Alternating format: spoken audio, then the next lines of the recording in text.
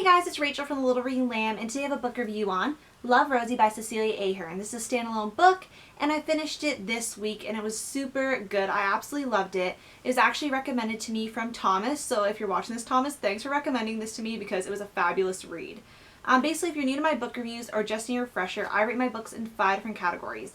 Plot, characters, cover, suspense, and overall in terms of reading end very soon, 5 out of 5, not so soon, 1 out of 5. So basically, just to give some background information on this book, this is also going to be a no spoilers review because I don't want to spoil it if I'm recommending you guys to read it.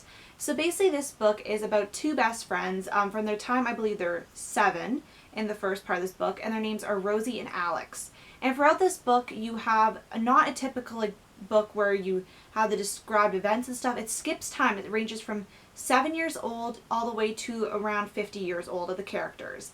And the characters are exchanging IMs, letters, emails, and stuff like that back and forth. And it's not only with Rosie and Alex, but it also includes other members of their respective families and how their families progress and grow.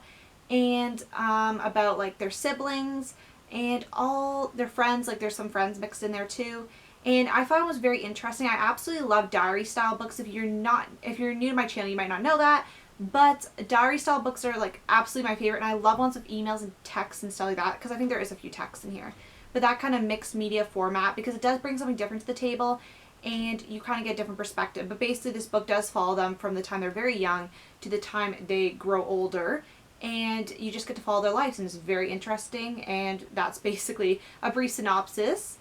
So plot I give a 4. Also, if I'm looking at my notebook where I have score of all, these variables. So plot I give a 4.5 to 5. This is more like a 4.75 to 5, but for the sake of not making it too technical, I put it at a 4.5. But when I'm going to rate this on Goodreads, because now I'm going to post reviews kind of alongside my videos too, I'm going to give it a 5 on Goodreads rather than 4.5. So it leans more towards the 5 side. The reason I give it that is because it took me about 40 or so pages to get into the book. Now, even though I love the mixed media, it's hard to connect to the characters right away with that method because you're not inside their head. You're only really seeing their perspective from what they write. So it took me like 40 pages, but once it clicked, I was immediately into the book. I really loved it, and it gripped me right to the end. There was a few, obviously, when I contribute this score, there was a few parts that I found a little bit slower, that I just want to progress the plot because either something was happening with one of the characters and I wanted the other character to react or something like that. So that is why I gave it the 4.5 on this plot synopsis, but that does not dissuade the fact that I absolutely love this book. I would have wanted to give it a 5, but if I'm being honest, how I rate the books, I would give it that because it did have a slower start and it had a few slow parts, but I really loved it throughout all. I loved all the stories. I loved how the characters progressed from young to old, so you really got to be with them, and it felt like time was passing so fast within this book because sometimes they'll jump 5 years or sometimes it'll be a month later, and I really like that unpredictability.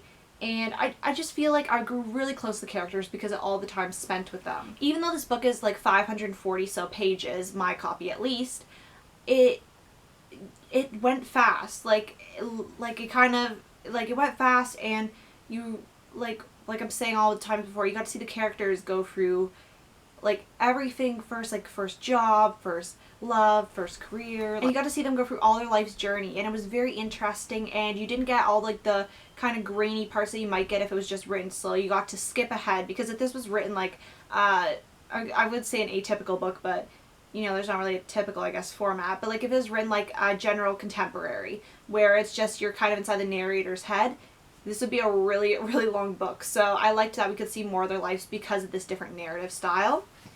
Characters, I give a 5 to 5. I absolutely love the characters. Like I've been saying before, you got to see them throughout their whole life, so I feel very connected to the characters, and I feel like I know the characters, which I really like, and you can see change and growth. Now, if you've been watching my book reviews for a while, you will know that the one thing I love about characters, and one thing I love about characterization in specific novels, is that I love when a character can grow. I like when you see progress, and you see them go from one way to another. Usually it's a good result to the end. Sometimes I guess it can be bad, but that's typically not something I look for. But I like when a character learns and grows and realizes their mistakes and can change their mistakes or make their mistakes better or validize their mistakes as being mistakes and moving on from them. I really like those aspects.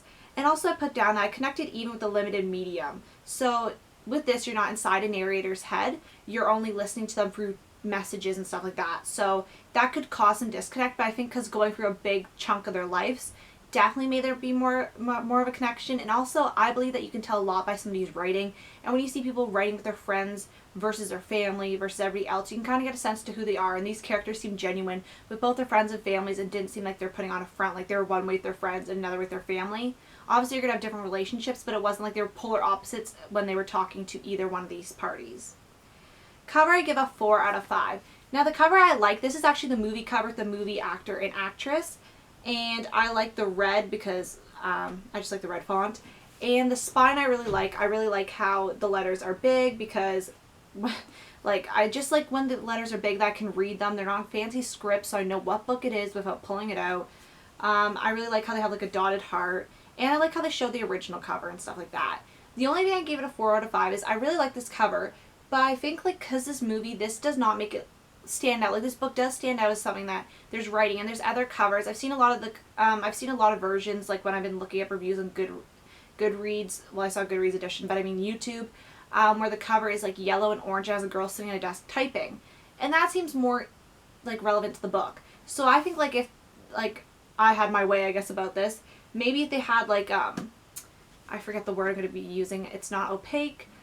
Translucent maybe, but just kind of like faded letters behind them, like pages from letters in the book, like obviously not later pages, but like if you had like faint words all behind them, because that would kind of seem, because this book is carried through messages, and I think that would just add something extra to the cover, and especially on the spine that would look really pretty if it was done the right way. So that's why I give it a 4 out of 5. Suspense, I give it a 5 out of 5. It was so suspenseful. I started reading it on a Saturday, and I read like 200 pages of the book, and I've been slower at reading lately because I've been just trying to get back into full-fledged reading after having exams and holidays and kind of getting knocked off my reading track, so to say.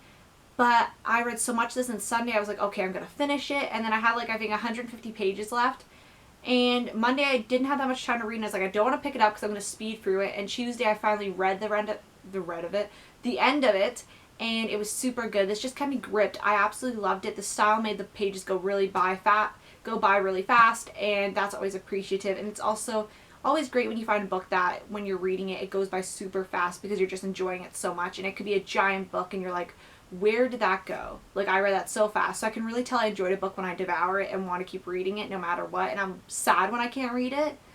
And overall, I give the book a 5 out of 5. This book was really good.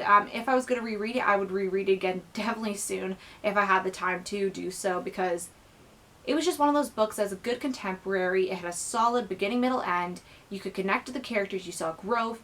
And it was just a really good contemporary. I really want to read more Cecelia Ahern's books after reading this, because I knew this movie, but I did not know it was based on a book, nor did I've never heard of the author's name as far as I can recall, which is kind of odd for me because with this book, like, this book seems to be pretty popular, and I knew about the book after the movie, like after I saw the trailer, because it said, I feel it's like it said based on a book or something came up like that, and I really had no interest in reading it because the trailer I didn't really vibe with. I was like, like, it didn't look like really anything special to me, if I'm being completely honest. But then when it got recommended to me from my friend, then I was like, okay, I'll give it a shot, because if this person's saying it's their favorite or one of their favorite books, then it must have something really good. And I'm really glad I listened because it was amazing. So this is my book review on Love, Rosie by Cecelia Ahern. I definitely recommend this book. Really good. And I have not yet seen the film. I actually had to order a textbook off Amazon, so I slipped the film in with that. And it should be here, by the time this is posted, it should be here in 2 days, so like Monday the 11th, and I hope to watch it at least sometime for the week, or at least next weekend. And if you guys want to know what I think about that, if you guys want to see a movie review potentially, I might think of doing that if I get enough response, or maybe I'll write a little movie review on my blog if you guys want to see something like that, because I'm really interested to see how they compare. I know there's like one big difference already, but that's basically all I know. And yeah, so thank you guys so much for watching, and I'll see you guys later. Bye!